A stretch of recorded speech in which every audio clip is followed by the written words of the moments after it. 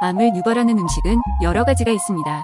얼마 전에는 냉장고 털어 음식하기 프로그램도 있었고 냉장고 정리할 겸 오래된 식재료들로 음식을 하기도 합니다. 이때 완전히 곰팡이가 피어버린 식재료나 음식은 과감하게 버리지만 모른 듯도 하기도 하고 곰팡이가 핀 것 같기도 한 것은 도려내고 먹기도 합니다. 2020년 중국에서 냉동실에 있던 옥수수 가루로 만든 국수를 해동해 먹고 일가족 9명 중 7명이 사망하는 안타까운 일이 있었습니다. 현장 테스트 결과 국수에서 아플라톡신이 발견됐습니다. 아플라톡신은 음식의 곰팡이에서 발견되는 곰팡이 독소입니다. 특히 아플라톡신 비원은 특정 식품의 곰팡이에서 발견되는 맹독성 곰팡이균으로 국제암연구소에서는 발암물질로 분류했습니다. 아플라톡신 비원은 주로 간을 타겟으로 해서 간암을 유발합니다. 보통 간염에서 간경화가 되었다가 간암으로 발전을 합니다. 아플라톡신은 간질환을 빠르게 가속화시켜 바로 간암으로 직행하게 만듭니다. 미국 비형간염재단에 의하면 비형간염 바이러스가 있는 분은 아플라톡신을 소량만 먹어도 간암 발병률이 60배나 증가합니다. 사극에서 많이 나오는 사약으로 알고 있는 비소보다 독성이 68배나 강하고 식거나 가열한다고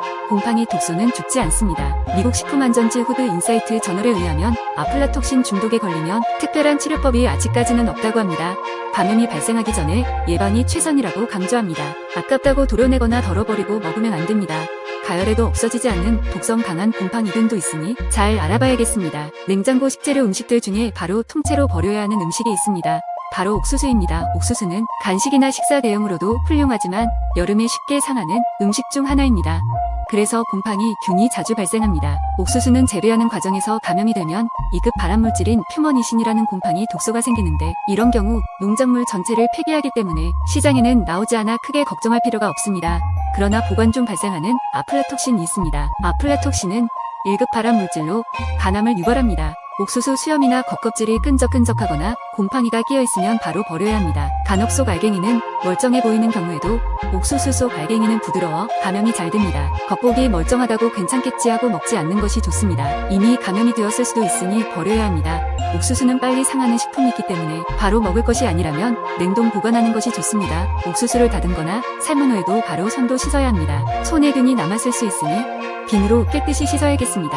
다음은 땅콩입니다. 땅콩은 고소하고 영양분도 풍부해서 맥주 안주로도 많이 먹습니다. 땅콩은 곰팡이, 독소 아플라톡신이 잘 발생합니다. 땅콩은 땅 속에서 자라기 때문에 곰팡이에 쉽게 오염이 됩니다.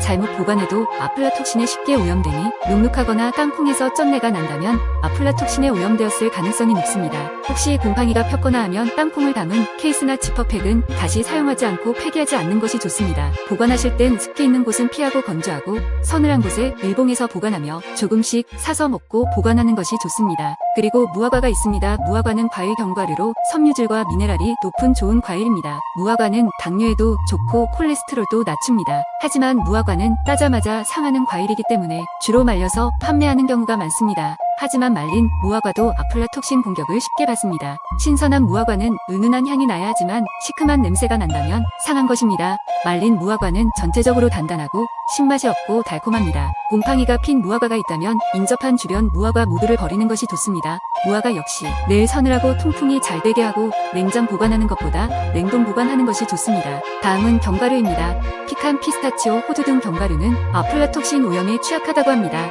견과류는 잘 상할 것 같지 않은 음식 같지만 견과류는 기름 함량이 높아 빨리 산패되면서 곰팡이도 피게 됩니다.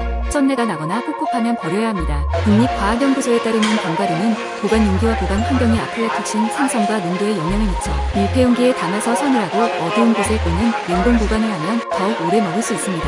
빵 위에 곰팡이가 피게 되면 곰팡이 핀 조각만 버리고 나머지는 아까워서 먹는 경우가 있습니다. 하지만 미국 농부 우즈다에서는 빵 전체를 폐기할 것을 권고합니다. 아플라톡신 곰팡이의 미세한 뿌리는 빠르게 퍼질 수 있고 눈에 보이지 않을 수도 있다고 합니다. 또한 천식이 있거나 곰팡이 알러지가 있는 분은 냄새도 맡으면 안 됩니다. 호흡곤란, 쇼크 등을 동반하는 아나필락시스 반응이 올 수도 있기 때문입니다. 빵은 바로 먹는 것이 좋으며 남은 것은 바로 냉동 보관하는 것이 좋습니다. 요거트나 샤워 크림입니다.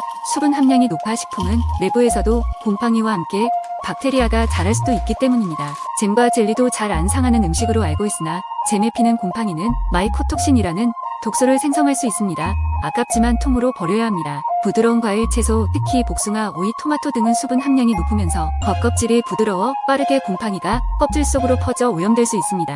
땅콩버터와 콩류도 통으로 버려야 합니다. 아플라톡신, 곰팡이, 독소가 쉽게 번식할 수 있는데 살짝 위에 곰팡이가 피어도 아깝다고 덜어내고 먹지 말고 통으로 버려야 합니다. 치즈는 보통 유통기한은 보통 1개월 정도입니다. 유통기한을 넘긴 치즈는 곰팡이나 미생물이 번식하기 쉽습니다. 치즈는 원래 우유 썩인 거 아니냐는 말도 안 되는 이야기 하지 맙시다. 소프트한 치즈 종류도 떼어내거나 덜지 마시고 버려야 합니다. 치즈가 비싸지만 아까워서 먹고 병원 가는 건 아깝지 않나요?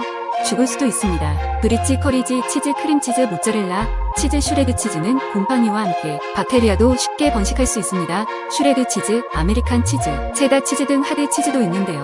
잘게 다진 치즈도 소프트 치즈와 마찬가지로 곰팡이 포자가 쉽게 전체 치즈로 퍼질 수 있습니다. 곰팡이가 피었다고 모든 음식을 통으로 버려야 하는 것은 물론 아닙니다.